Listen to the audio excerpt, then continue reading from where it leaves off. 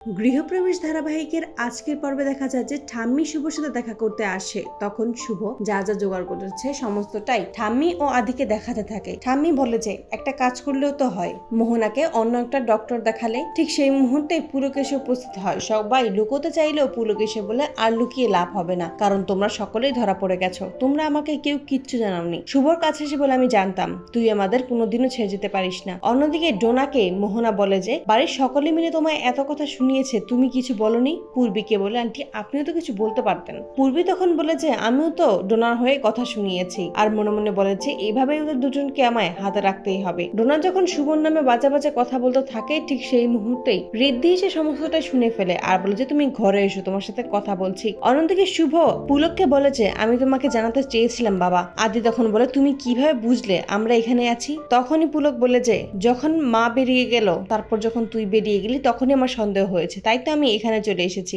অন্যদিকে ঋদ্ধি ডোনাকে বলে যে তুমি এমনটা কেন করছো? তুমি শুভকে ভুল বুঝে বাইরের একটা মানুষের সাথে বন্ধুত্ব করেছো, হাত মিলিয়েছো। তখনই ডোনা বলে তোমরা সবাই শুধু শুভ শুভ করো, আমার যেখানে প্রফিট হবে আমি সেখানেই থাকবো। ডোনা ঋদ্ধির সামনে যখন শুভকে বাজে বাজে কথা বলতে থাকে, তখনই ঋদ্ধি বলে যে ওর সাথে আমাদের সবার আলাদা একটা স্ট্রং বন্ডিং আছে, তুমি এইভাবে ওর নামে কথা বলতে পারো না। অন্যদিকে পুলক শুভকে বলে যে যাই হয়ে যাক না কেন তুই বাড়ি ফিরে চল, আমরা সকলে ঘরে বসে এর একটা সমাধান বের করব। আমার ঘরের লক্ষ্মী বাড়ি ফিরে চলুক, এটাই আমি চাই। আদি তখন পুলককে বলে যে মোহনা যতদিন আমাদের মাঝে থাকবে ততদিন কিছুই ঠিক হবে না, তাই একটা সুযোগ চাই বাবা। শুভ তখন সকলকে বাড়ি ফিরে যেতে বলে। আদি তখন বলে কালকে আমি শুভ ডক্টরের কাছে মোহনাকে টেস্ট করতে চাইছি, আর কালকেই সকল সত্যি বেরিয়ে আসবে। সকলেই যখন সেখান থেকে চলে যায়, তখনই শুভ ঠাকুরের সামনে এসে বলে আমাকে একটা সুযোগ দাও, মোহনার নোংরা মুখোশ সকলের সামনে যেন আমি খুলে দিতে পারি। তারপরেই যখন ওই প্রদীপটা নিভে যায়, তখনই শুভ ভয় পেয়ে যায় আর শুভর ঘুম ভেঙে যায়। শুভ ঘুম থেকে উঠে বলে যেভাবেই হোক কালকে আমায় আগে আদির সাথে কথা বলতেই হবে।